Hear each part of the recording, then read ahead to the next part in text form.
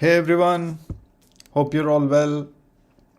This is your awkward Indian linguist back again. It's been a long while since I've made a post, and I thought, I should do one today because there was a challenge that came up at work today. So I was thinking if I can give a very high level, quick overview of generative AI, like a short version of it, like maybe 5 to 10 minutes, and explain the basic idea of generative AI. Because I strongly believe in the quote by Richard Feynman, the physicist, that if you can't explain something fully in simple terms, then you don't understand it fully well. So I thought I might as well, give this a test, take this as a challenge and see how well I can explain my understanding of Gen AI. So yeah, so here we go. So I'll try to keep it between 5 to 10 minutes, and see where the natural flow takes me. So yeah, let's start with AI. So as all of you know, artificial intelligence is like one of the most important fields within computer science, and it's rapidly expanding at the moment.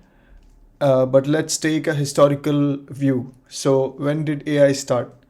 The origins of AI go back to the 1950s, 1940s, and maybe even earlier when philosophers were discussing about like the nature of human intelligence, and if we can create something which can simulate that sort of intelligent behavior. So many of you are familiar with the seminal work of Alan Turing, who did most of his work here in Cambridge.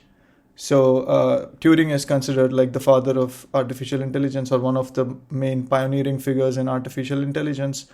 So if you look at the questions that many of these researchers were asking in the initial years of artificial intelligence, they were trying to understand like the various capabilities that human intelligence is composed of. For example, language, vision, and sensory perception, reasoning. So all of these different components, and they were trying to create models for each of these components. So I'll focus more on language because that happens to be my area of expertise.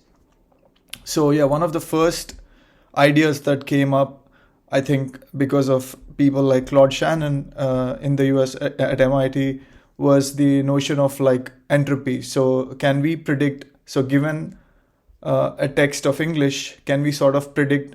Can we quantify the uncertainty of the next word? So let's say you have a sentence like the cat ate the dash, right? So you're supposed to fill in that blank.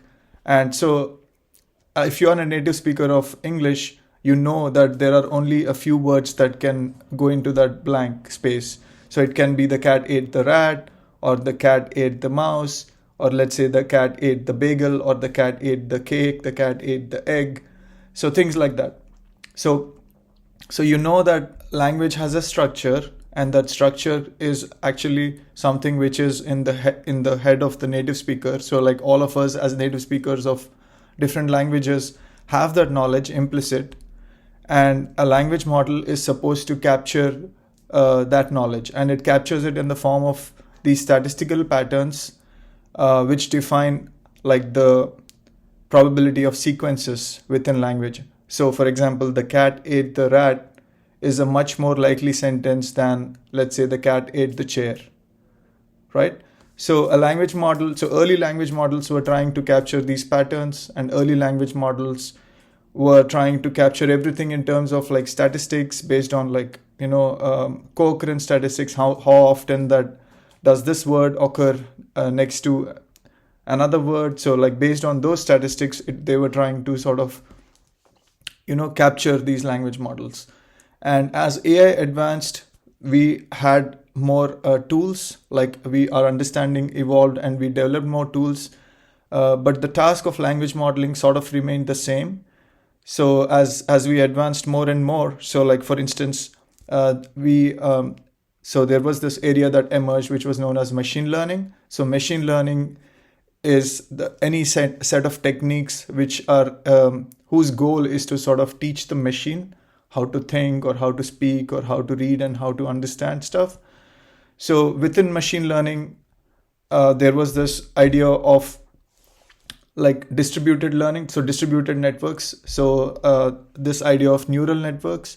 So the idea was that we could like mimic the human brain by creating models where you have like a distributed structure architecture where you have many neurons connected by links, and the knowledge is actually stored as the weights between associated with these connections. So this was one approach that people took to AI, to building AI and within machine learning.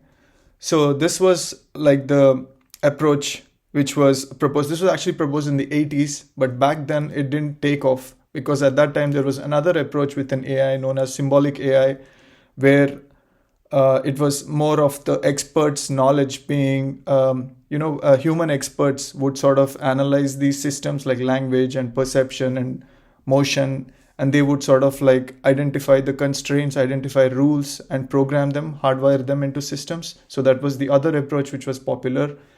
And the distributed AI approach was there, but then it wasn't giving the results, which were expected.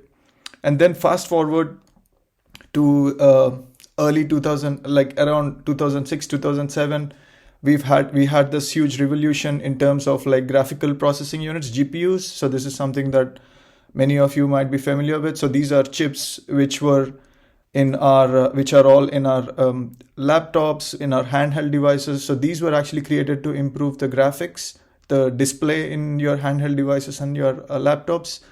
But one of the consequences, and one of the positive consequences of this development, was that these extremely powerful computing machinery like the GPUs could actually be used to build much stronger distributed AI models. So the whole community went back to revisiting the neural network approach to artificial intelligence, and we started building models. And this time around we saw huge success.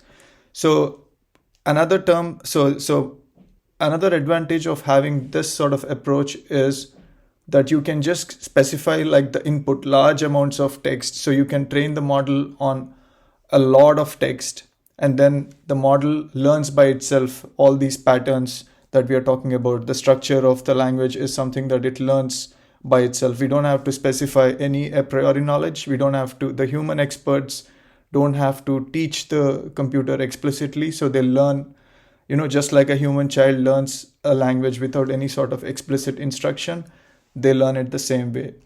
So what is generative AI? So we discussed AI, we discussed neural networks. So generative AI is a particular approach again within AI where we talk about. So generative AI is actually it's an opposition, is often discussed in relation to like discriminative models. So generative models and discriminative models. So discriminative models don't really model how to generate the examples. They are only good at like discriminating between classes, but then a generative model can actually generate an example. So in other words, a generative model is capable of generating sentences exactly the way humans do, and then also it kind of makes sure that those sentences are as close to the way humans produce sentences. So the way a neural network is trained in order for it to behave like a generative AI is it's fed many sentences, and then with the same approach that so if there is a sentence, the cat ate the, and then you sort of feed this, and then the model has to predict what the next word is, if it's the rat or if it's the mouse. So as long as it predicts something which is likely, then it's fine. If it doesn't, then you adjust the weights of the network in such a way that it moves towards a more likely answer. And you do this with many examples. So with generative AI, so the phrase generative AI these days goes hand in hand with the term large language models. So when we're talking about large language models, they're typically trained on large amounts of data. Like tomes and tomes of like terabytes of data taken crawled from the internet of text data, right? So that's one of the reasons why they're called large language models. And the other idea is also the scale of the network. So like you kind of increase the scale. So with these very powerful computing devices that we have developed, it's now possible to train over like multiple GPUs. You can use like, hundreds of GPUs to train a model which has billions of parameters.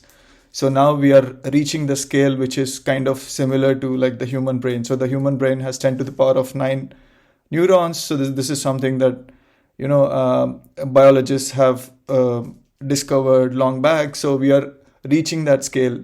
And what we've noticed is that as we scale up, the models tend to have like, more and more capabilities.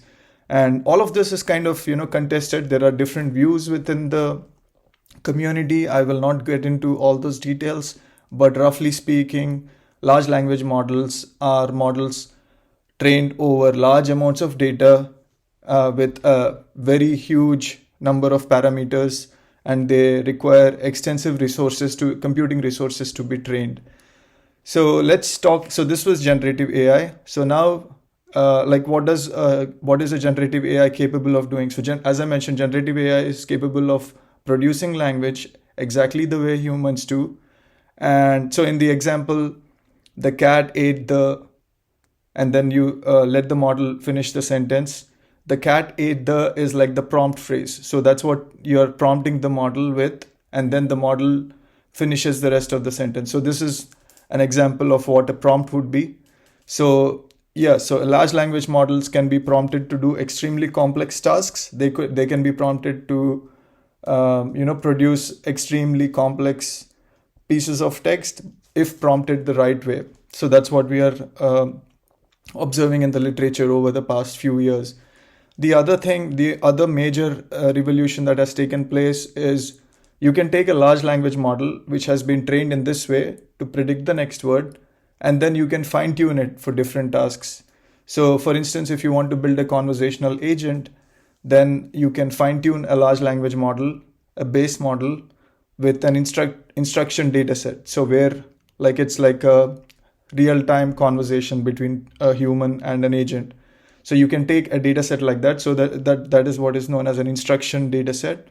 And then you can perform this fine tuning to get better alignment. So alignment is basically how aligned the model is with human needs, with human goals. And alignment is also a technique which is kind of used to prevent the model from like producing hateful speech, producing biased speech. So yeah, so this is one of the areas where like there is a lot of research happening.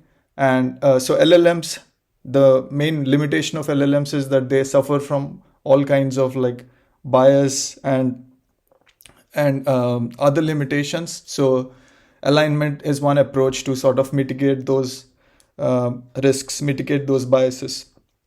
So yeah, so we have discussed most of the theory. So I gave you like a bird's eye view of the theory behind LLMs. Now let's talk a little bit about the applications. So LLMs and generative AI is right now booming, and it's almost present in every application that you use. So for instance, if you're using any form of like autocorrect, whether it's in Gmail or whether it's in your Messenger or whether it's on your phone texting app, so all of those have some form of large language model. So they are kind of using a large language model to predict what's the correct version of what you typed out. So that's one example. The other example is tools like Grammarly, tools like any sort of like tool which helps you write better, like a writing aid. So all of those are using generative AI. And also don't forget that generative AI is not just about text. It could also be at audio level. It could also be at the vision level. It could also be at the image level. So this is another aspect of intelligence, right? So when you talk about AI, our AI is not just our intelligence is not just related to restricted to language. So we have various other sensory capabilities. So we want our AI to also be multimodal. So this is another term that you will come across. So multimodality. So we want to be able to deal with multiple modalities, whether it's audio, whether it's text, whether it's image. So therefore, we can also train models to be multimodal. So generative AI models that are multimodal can actually generate images given a text prompt, and they can also like change images based on like your text prompt. So you can give it an image and ask it to change something about that image, and the model is able to do that.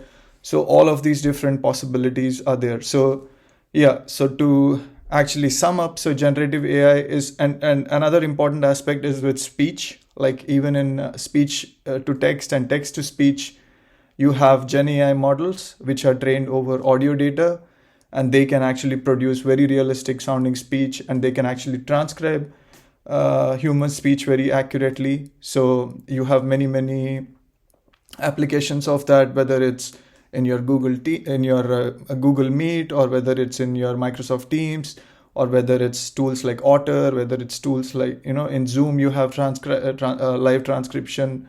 So there are so many applications. And for the image to text models, there is like DALL-E, Stable Diffusion, and all of these other models which are becoming very popular. So one of the risks of generative AI is, this is a major risk actually. So generative AI models do not have a notion of truth.